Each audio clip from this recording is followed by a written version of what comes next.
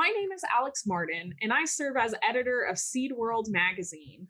And today, I'm happy to be your host for another episode of our Giant Views video series for Seed World International. Even though we can't meet in person to celebrate the release of our international issue of Seed World, we're thrilled today to be joined virtually by Andreas Wais, Secretary General of the International Seed Testing Association, or ISTA for short. So thank you so much, Andreas. Welcome. And I just wanted to start today by asking if you would tell us a little bit more about yourself and your association. Thank you, Alex. Let us start with ISTA itself. ISTA is a quite old association. It was founded 1924 in the UK by governmental seed testing laboratories. At that time, it was when there was more and more trade of seed internationally, or border crossing seed. And each country at that time had different methods in analysis, but for trading seed internationally, it was their aim to have uniform methods available. So that was one of the first tasks that ISTA envisaged. And in 1995, ISTA opened up to non-governmental laboratories, so third-party or industry laboratories, to join. And we introduced 1 year later, in 1996, the ISTA accreditation system. Mm-hmm. Now ISTA has about 230 member laboratories globally, and more than 140 of them are accredited to issue the ISTA Orange international certificates under the ISTA rules for seed sampling and testing. And I have the honor to serve as the Secretary General, as you mentioned, for the last 4 years now. Oh, wonderful. How did you get into working with ISTA? Was it just something you kind of fell into, or has seed testing kind of always been your cup of tea? Never. No, I fell into it very by accident. I was asked, I was at that time managing director of a big contract research organization in Switzerland, and I was looking a little bit for a new challenge, but ISTA came at that time and asked me if I wanted to join and head their secretariat. I was always working in the area of agro and chemicals in that time. I'm a chemist and agronomist, but I was in a management position for a long time in Switzerland. And maybe as the secretariat is in Switzerland, they found it a good idea to have a manager in the secretariat who knows about agriculture and knows about plant names in Latin and things like that, but also knows about how to guide and lead people. Perfect. No, that's fantastic. I always love hearing stories about how people kind of stumble into the roles they end up being in. But I kind of wanted to start branching out a little bit more into talking about seed testing. So I wanted to start. You've only been with ISTA for 4 years, but I'm sure seed testing and learning its history has been quite a big deal for you since working at ISTA. So I wanted to ask, how has seed testing really evolved over the past couple of years? To be honest, in some cases, Alex, not very much.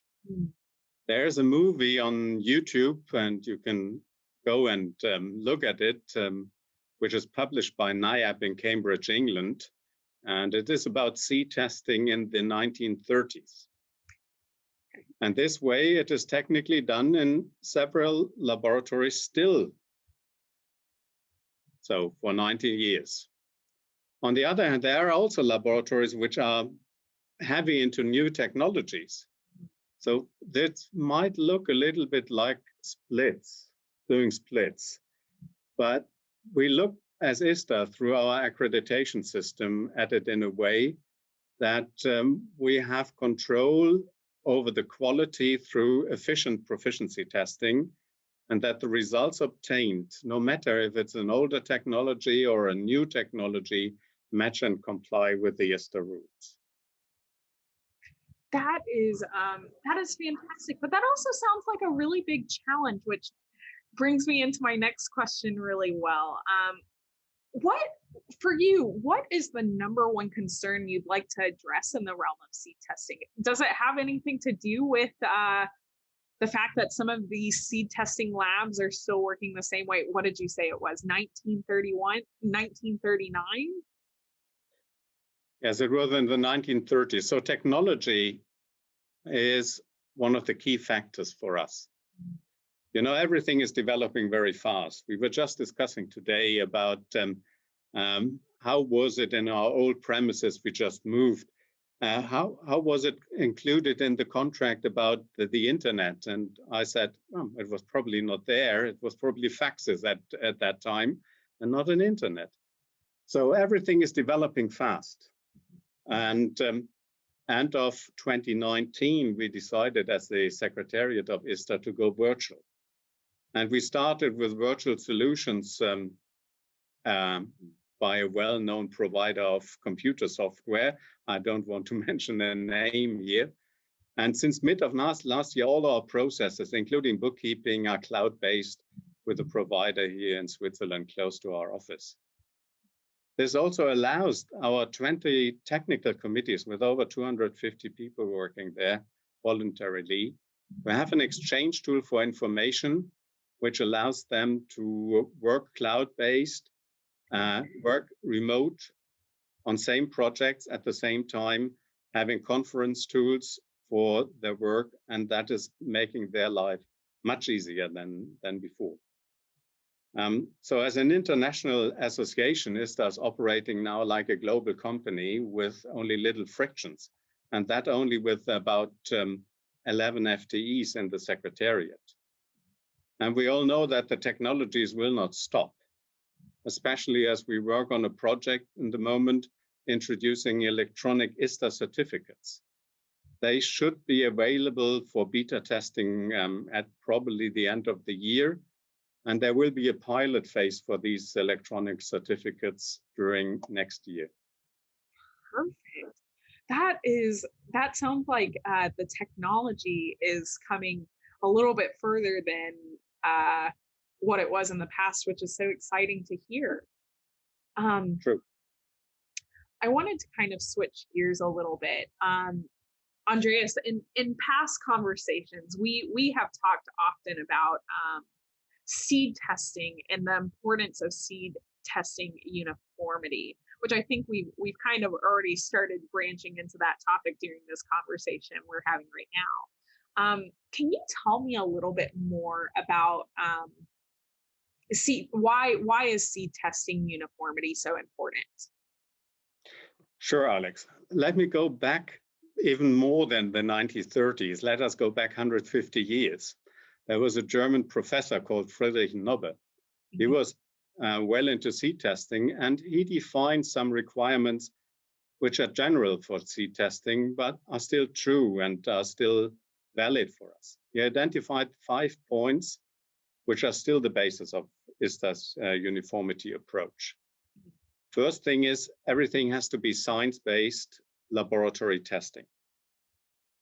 So we are doing a lot of method validations and things like that before we introduce things into the ISTA rules. Second thing is that sampling is a very critical factor. If you don't sample correct, you cannot get correct results. That is also something which I know from my past experience as well in working in fields and residue analytics. That is similar. You need to have third standardized methods for all tests needed, which are covered nowadays in the ISTA rules. And all tests, of course, have to be completed before the farmer gets the seed. So he knows what he gets. And the fifth part, and that is very interesting from my perspective for 150 years ago, is that statistics play a fundamental role in seed testing. So these 5 things are still what we are looking into when we talk about uniformity of seed testing. And ISTA is doing that on behalf of the ISTA designated authorities. And the ISTA rules are nowadays adapted every year. It was a time when there were 3 years or even longer valid. Now it's 1 year, and there are changes every year. The newest ISTA rules, valid from next year on, will include even a new species, which is quinoa. So uniformity is based on solely using the ISTA rules in that case, and being accredited by ISTA to issue the ISTA Orange or ISTA Blue international certificates. Checking for uniformity is done by ISTA by organizing proficiency tests, where each accredited laboratory is obliged to take part in. That is a very big quality control factor for us. There are up to 6 different proficiency tests per year done. And from the PT results or proficiency test results, we can see that the system is fully functioning. We always observe that the accredited laboratories show even a better performance than non-accredited labs who only participate voluntarily. Further to this, all accredited laboratories need to have a trend analysis for their seed analysts. This keeps the quality of their stuff at a very high level. So it's a bundle out of a number of things which are coming here together. No, that is a lot to unpack there. And I'm sure it's probably hard to get all of the seed testing labs across the globe on the same page when it comes to uniformity. So what do you think from there needs to be done to achieve this kind of global uniformity in seed testing? I mean, I think that's your whole job with ISTA, right? Is just to try to make this an achievable standard, but it's hard and it's going to take years to tackle. So, what do you think needs to be done to achieve it? Yes, if you look at the long answer I had before, the answer to that question may be very simple. Okay. All labs in international trade should be ISTA accredited. Yes, it sounds simple. Maybe sounds too simple. At least we need all labs to follow the same standards, and that is standards in sampling, testing, and reporting to get comparable results. There are regional ways, and we all know that differ from the ISTA system a little bit, like EOSA SCST for North America, but there are also others, and other regional organizations. ISTA is looking to harmonize its rules in cooperation with its regional partner organizations. For us, it is important that rules for sampling, testing, and reporting are applicable globally. And that is a very important point here. Some of our regional partners may look into it only regionally or even further down nationally. And that takes me back to the simple answer which I had before. If all labs are following the same approach, no matter where they are on the continent or on the planet in that case. Perfect. No, that does sound like a really simple answer, I guess, doesn't it? Then, if everyone followed the ISTA rules, then maybe we could achieve global uniformity. Well, Andreas, I have one last question for you today, and I always want to end with something that's kind of fun. So I like to do some forward-looking questions. So, what are you looking forward to in the future of seed testing, or just in the future of the seed industry in general? Yeah, if you look into seed testing and talking about the future, I envisage a point where we have the possibility to have a kind of a black box where you insert a seed test sample and you get supplied by an ISTA Orange certificate at the other end. That may sound a little bit like science fiction, but I think we all did not believe really that they put a man on the moon 50 years ago, and that with much less technology. If you look at these rockets over then, than we have now in our mobile phones. The technology we have in hand now is tremendously developed, and I think there will be, in not so far future, a lot of things which are automized in seed testing, may not be in sampling, but in testing.